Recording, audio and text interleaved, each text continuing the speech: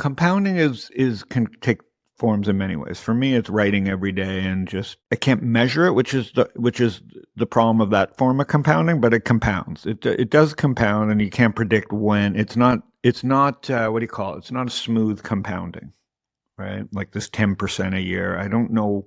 I haven't figured out what the true metric is for there, open rate matters, but I don't know how to compound that because there's many traps along the way. You can try and hack your way to growth, and then you're like off on some new trajectory that may not be cool with what your original plan was. So, compounding and investing is simple. The earlier you put money to work in great businesses, especially in a world, like I said, where profits drive the economy and the stock market, the better. So the earlier you do that, and the easiest way to do that is through the S&P or something like the QQQ. You're owning the biggest companies, whether you like it or not. It may not be the most perfect thing, but that's the way the system is kind of rigged to benefit the largest companies.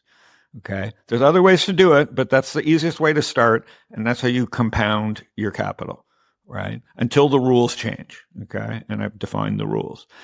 Other than that, and then the most important thing to that is, if you know the rules of the game and the rules haven't changed, then buy the dips, right? So at the same time, the best time, as long as the rules haven't changed, because they do change, not for the markets itself, but for many companies, products get stale, whatever. And that's why indexing kind of helps cure that for you. But, it does it on its own, not perfectly.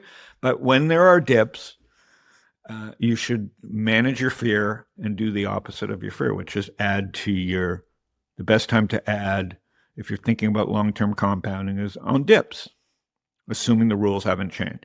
Now, in life, compounding matters, and in domain experience matters, right? The longer you spend time in an area, especially when you're not getting paid by the hour, right? Because at some point that breaks. But in a world where for me, it's like understanding the financial markets and participating in the financial markets, the compounding that I have, because people know to call me and to show me things, is exponential, right? And what do I mean by exponential? The only reason I saw Robinhood is because of StockTwits. The only reason I saw eToro was because of StockTwits. So having the domain experience and putting myself in the game in that way, that had nothing to do with like S&P investing or compounding in the Warren Buffett sense of the way.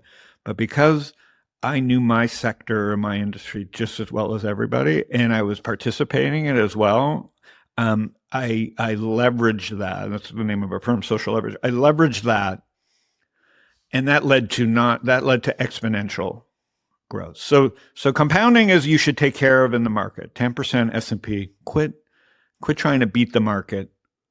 What's wrong with the market? Like, market returns are pretty good. Just let the markets compound. Once you've settled that, and the earlier you do that, the better.